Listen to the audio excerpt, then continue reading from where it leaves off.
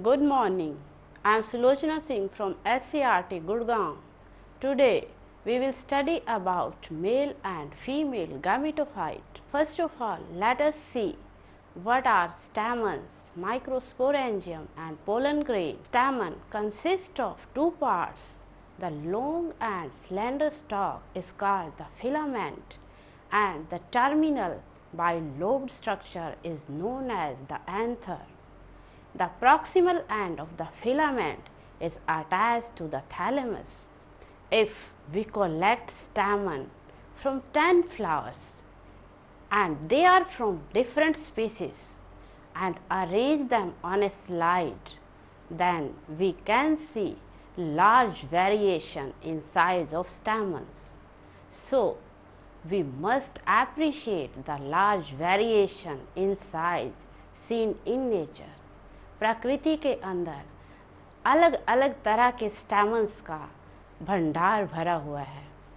If we observe each stamen carefully under a dissecting microscope and then make their neat diagram, then we can see the long range in shape and attachment of anthers in different flowers. A typical angiosperm anther is bilobed, with each lobe having two theca. That means they are dithecous. And a longitudinal groove will run lengthwise through the anther, which will separate theca into two parts. Now, let us understand the various types of tissues and their organization in the transverse section of an anther. अगर एक anther का transverse section हम काटते हैं तो हम देखते हैं कि उसमें किस तरह से अलग अलग तरह के ऊतक और किस तरह से उनकी ऑर्गेनाइजेशन है. The bilobed nature of an anther is very much clear in the transverse section of the anther. अब हम एंथर का डायग्राम देखते हैं. अगर हम एंथर का ट्रांसवर्स सेक्शन काटते हैं तो उसमें ये पोलन सैक्स हमें दिखाई दे रहे हैं जिसके अंदर पोलन ग्रेन्स प्रेजेंट हैं. The anther is a 4-sided tetragonal structure, यानी कि इसकी 4 कोने हैं. They consist of 4 microsporangia located at the corners, 2 in each lobe. The microsporangia develop further and become pollen sacs. जैसे जैसे माइक्रोस्पोरेंजिया की और ग्रोथ होती है और ज़्यादा डेवलपमेंट होती है तो वो पोलन सैक्स में कन्वर्ट हो जाते हैं.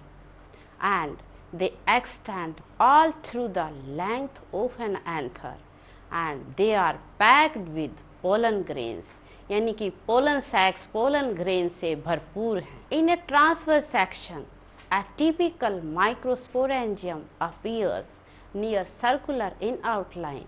It is generally surrounded by 4 wall layers: the epidermis, endothecium, middle layer and the tapetum. The outer 3 wall layers perform the function of protection. Protection provide करते हैं pollen grains को बाहर की 3 layers and help in dehiscence of anther to release the pollen. Anther जब rupture होता है, anther जब break हो जाता है, उसमें से पोलन ग्रेन्स को बाहर निकालने में मदद करता है. The innermost wall layer is the tapetum. Tapetum provides nourishment to the developing pollen grains. Cells of the tapetum possess dense cytoplasm and generally have more than one nucleus. Now, here is one question for you students. Can you think of how tapetal cells could become binucleate? Tapetal cells binucleate कैसे बन जाते हैं, इसके बारे में आप लोगों ने सोचना है. When the anther is young, in the center of each microsporangium, a group of compactly arranged homogeneous cells which are known as sporogenous tissue is present. Now, this sporogenous tissue which is present in the center of anther will undergo meiotic division and will produce microspore tetrad. As you know, in meiosis, one cell will divide to produce 4 cells. Now, here again there is one question for you. What would be the ploidy of the cells of the tetrad? As each cell of the sporogenous tissue is capable of giving rise to a microspore tetrad, that means sporogenous tissue का प्रत्येक cell एक microspore tetrad को produce करने में सक्षम है. So each one is a potential pollen और microspore mother cell. The process of formation of microspores from a pollen mother cell through the process of meiosis is called microsporogenesis. The microspores जैसे ही बनते हैं, as they are produced, they are arranged in a cluster of 4 cells that is known as microspore tetrad. Now we see in the slide, this is the diagram of TS of mature anther. इसमें हम जो anther 4 layer से surrounded है उनको देखते हैं. The outermost layer is epidermis, then there is endothecium, then middle layer, then tapetum, and in the center there is sporogenous tissue. Now this sporogenous tissue will develop into microspore. It will divide by the process of meiosis into microspore tetrad. और जब anther mature हो जाता है, then anther will rupture, जिसको हम डाइसेंस of anther भी कहते हैं, and the pollen grains will be released. Inside each microsporangium several thousands of microspores or pollen grains are formed, which are released with the dehiscence of anther. That means which are released when the anther will rupture. Now, what are pollen grains? The pollen grains represent the male gametophyte. If we touch the open anthers of hibiscus or any other flower, we see yellowish powdery pollen grains. They are deposited on our fingers. Now we will sprinkle these grains on a glass slide and put a drop of water on it and then observe it under a microscope. We will be surprised at the variety of architecture. That means how many types of sizes, how many types of shapes, colors, and different types of designs they are seen in the pollen grains, which are taken from different species. That is the diversity seen in the nature. Here we see in the diagram different types of pollen grains which are scanned. Pollen grains are generally spherical, measuring about 25 to 50 micrometers in diameter. It has a prominent 2-layered wall. The hard outer layer is called the axine. It is made up of sporopollenin. Sporopollenin is one of the most resistant organic material known till today. आज तक हमें जितने organic materials का ज्ञान प्राप्त है उनमें sporopollenin सबसे ज़्यादा रेजिस्टेंट पदार्थ पाया गया है. It can withstand high temperature and strong acids and alkalis. No enzyme that degrades sporopollenin is so far known. That means अभी तक हमें किसी ऐसे एंजाइम के बारे में मालूम नहीं हुआ है जो स्पोरोपोलेनिन को ब्रेक कर सकता है. Pollen grain axine has prominent apertures which are known as germ pores, where sporopollenin is absent. Pollen grains can be preserved as fossils because of the presence of sporopollenin. The axine exhibit or shows a very vast variety of patterns and designs. Now here again there is a question for you, my dear students. Why do you think the axine should be hard?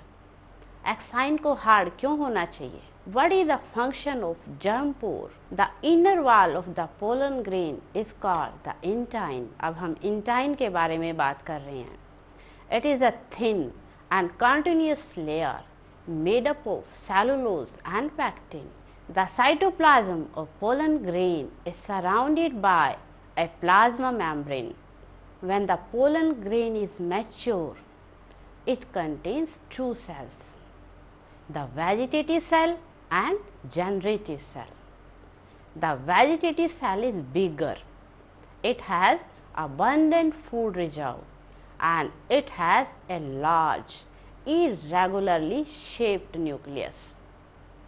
The generative cell is small and it floats in the cytoplasm of the vegetative cell. Now we see here in the diagram of the vegetative cell and the generative cell present in the pollen grain.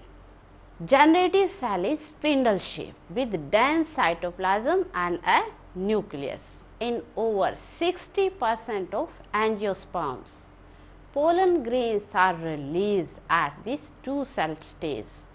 यानी कि जब pollen grains vegetative cell और generative cell में divide हो जाते हैं, that stage is known as two cell stage. And in the remaining species the generative cell divides mitotically. Generative cell divides by the process of mitosis to give rise to male gametes before the pollen grains are shed. That means now there is three cell stage, two male gametes and one vegetative cell. So pollen grains here are released at three cell stage. Pollen grains of many species cause severe allergies and bronchial infections in some people. सभी लोगों में नहीं होता है allergy pollen grain से, लेकिन कुछ लोगों में पोलन ग्रेन्स की एलर्जी हो जाती है, which lead to chronic respiratory disorders. That is, they may suffer from asthma, they may suffer from bronchitis, etc. And now, it is important to mention here that Parthenium grass or carrot grass, which came into India as a contamination along with the imported wheat. जब India के अंदर wheat को import किया गया तो उसके साथ parthenium या कैरेट ग्रास भी एंटर किया, which has become widespread in occurrence, जो कि बहुत ज़्यादा मात्रा में फैल गई है, and causes pollen allergy. Pollen grains are rich in nutrients. So, it has become a fashion in recent years to use pollen grains as food supplements. In Western countries, a large number of pollen products are also available in the form of tablets and syrups. Pollen consumption has been claimed to increase the performance of athletes and race horses. जो sports में participate करते हैं, जो athlete लोग हैं, जो घुड़सवारी करते हैं, रेस हॉर्सेज में पार्टिसिपेट करते हैं, अगर वो पोलन का कंजम्पशन अपनी डाइट में बढ़ा लेते हैं तो उनकी परफॉर्मेंस बढ़ जाती है. Now here we see the pollen products collected from the pollen grains by B.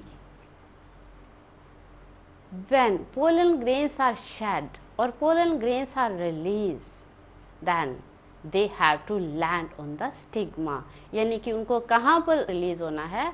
They have to be released on the stigma in order to bring about fertilization before they lose their viability, before they lose their capacity to fertilize.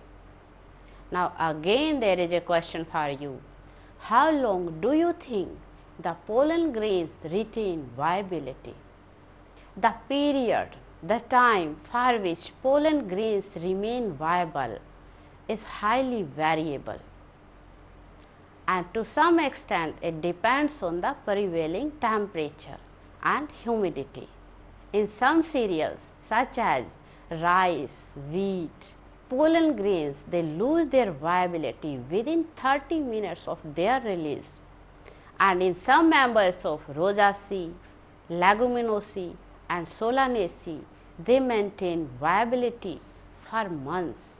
आप सबने सुना होगा about storing of semen and sperms of many animals, including humans, for artificial insemination. Now, it is possible to store pollen grains of a large number of species for years in liquid nitrogen at a temperature of minus 1960 degrees Celsius. Such stored pollen can be used as pollen banks. It is similar to the seed banks which are used in crop breeding programs. Now, let us talk about female gametophyte. So, we will discuss about pistil, megasporangium or ovule and embryo sac. The gynoecium represents the female reproductive part of the flower. The gynoecium may consist of a single pistil or it may have more than one pistil. When it is made up of one pistil, then it is known as monocarpellary. Mono means one, single. Single carpel is present. And when it is made up of more than one pistil, then it is known as multicarpellary. Multi means many. Many carpels are present. When there are more than one pistil, they may be fused together or they may be free. When they are fused together, then they are known as syncarpus, and when they are free, they are known as apocarpus. Apo means free and syn means fused. Each pistil has three parts: the stigma, style and ovary. Now we see here in the diagram three parts of the gynoecium: ovary, style and stigma. Here this is the syncarpus ovary and this is the apocarpus ovary or multicarpellary apocarpus gynoecium of Michaela, and multicarpellary syncarpus pistil is present in papaver plant.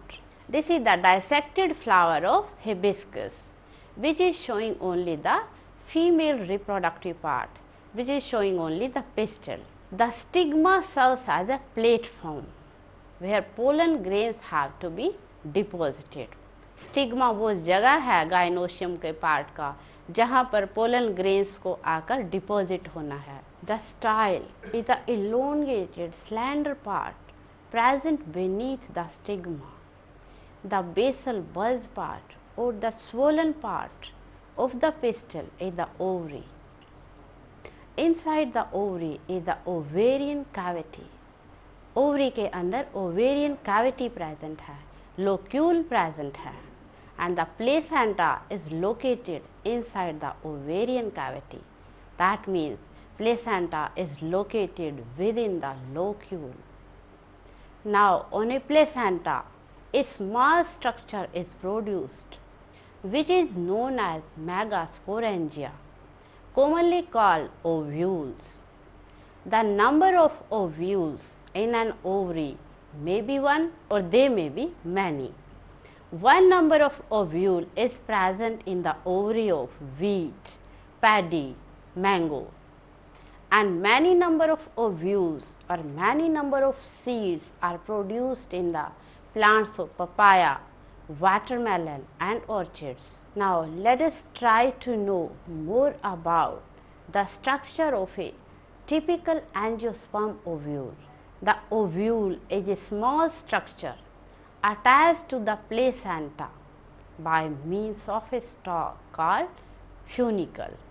Ovule एक छोटी सी ऐसी structure है जो placenta के ऊपर attached है bye means of A stock, जिसको हम फ्यूनिकल कहते हैं. On the placenta there is a point or there is an area where the body of the ovule fuses with the funicle. That area or region is called hilum.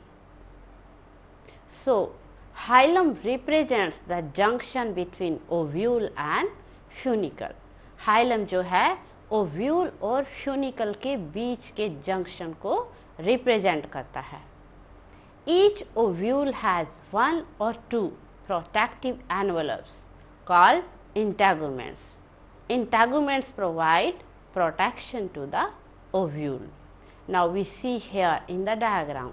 This is a diagrammatic view of a typical angiospermic ovule. Now on the upper side, this is the hilum.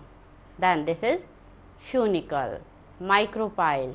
These are the outer and inner integuments which provide protection to the nucellus. In the center there is nucellus, and on the lower part of the ovule, on the chalazal side, embryo sac is present. Integuments, जैसे कि अभी हमने diagram में देखा है, they encircle the ovule. That means they surround the ovule except at one point at the tip. Tip पर एक ऐसा पॉइंट है ओव्यूल के जहाँ पर इंटेगुमेंट्स उसको चारों तरफ से सराउंड नहीं करते, और उस टिप पर एक ओपनिंग है, that opening is known as micropyle. Now opposite the micropyle end is the chalaza. Chalaza represents the basal part of the ovule.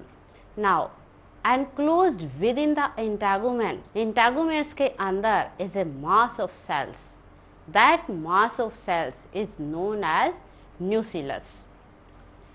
Cells of the nucellus have abundant reserve food materials, and located in the nucellus is the embryo sac, or we call it female gametophyte. In an ovule, there is only one embryo sac, and that embryo sac is formed from a megaspore through the process of meiosis, through the process of reduction division. Now you have to answer what is megaspore and how it is produced. What is megasporogenesis? The process of formation of megaspores from the megaspore mother cell is called megasporogenesis. Megaspore mother cell से megaspores बनाने का जो process है उसको हम megasporogenesis कहते हैं. In the ovules a single cell is differentiated into a megaspore mother cell. At which region? In the micropyle region of the nucellus. It is a large cell. Which cell is large?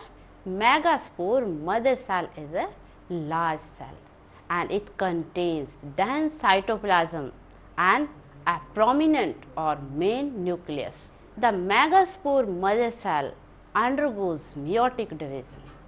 Now, what is the importance of the megaspore mother cell undergoing meiosis? This is the question for you students. Meiosis results in the production of 4 megaspores. Now we see here in the diagram megaspore mother cell present in the nucellus. Now it will undergo meiotic division and it will produce first megaspore dyad, then megaspore dyad, which is made up of 2 cells, will again undergo second meiotic division and will produce megaspore tetrad. That means 4 cells are produced from 1 cell. So this is the diagram showing megaspore mother cell, showing dyad and tetrad stage. Now the 4 cell stage or the tetrads will again undergo mitosis. In a majority of flowering plants, one of the megaspore is functional. As we just now talked that there are 4 megaspores or tetrad of cells is produced from megaspore mother cell. So out of these 4 cells, only one of the megaspore is functional, while the other 3 will degenerate, and only the functional megaspore will develop into female gametophyte. Female gametophyte, also known as embryo sac. So this method of embryo sac formation or this method of production of female gametophyte from a single megaspore is known as monosporic development. Now again there is a question, what will be the ploidy of the cells of the nucellus? What will be the future of the megaspore mother cell? What will be the future of the functional megaspore and female gametophyte? Now let us study formation of the embryo sac in a little more detail. The nucleus of the functional megaspore will divide by the process of mitosis to form two nuclei, which will move to the opposite poles, and it will produce two nucleate embryo sac.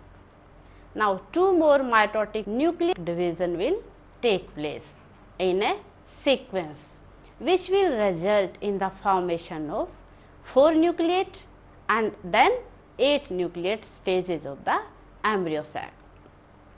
पहले एक megaspore mother cell से mitosis के process से 2 nucleate produce हुआ embryo sac, then 2 nucleate embryo sac divided again by the process of mitosis into 4 nucleate stage, and again 4 nucleate stage divided by mitosis into 8 nucleate stage of the embryo sac. Now it is very interesting to note here that these mitotic division are free nuclear. Free nuclear means nuclear division not followed immediately by cell wall formation. After the 8 nucleate stage, cell walls are laid down, which will lead to the organization of the typical female gametophyte or typical embryo sac. Now we will observe the distribution of cells inside the embryo sac. Now there are 8 nuclei inside the embryo sac. Out of these 8 nuclei, 6 nuclei are surrounded by cell walls and they are organized into cells.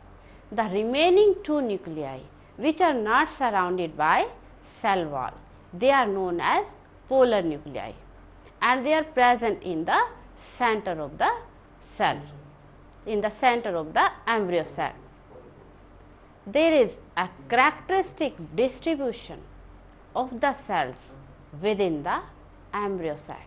3 cells are grouped together at the micropylar end and they constitute the egg apparatus. यानी कि 3 cells जो हैं वो micropyle की side पर arrange हो गए हैं, उनको हम बोलते हैं egg apparatus. The egg apparatus again in turn consist of 2 parts. They consist of 2 synergids and 1 egg cell. The synergids have special cellular thickening at the micropyle tip, that is also known as filiform apparatus. Now this filiform apparatus play an important role in guiding the pollen tubes.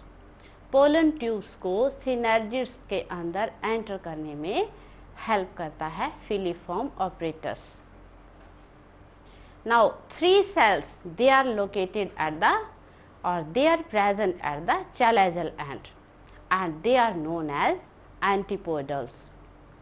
The large central cell which is present in the center has 2 polar nuclei. पहले भी इसके बारे में अभी हमने बात करी थी.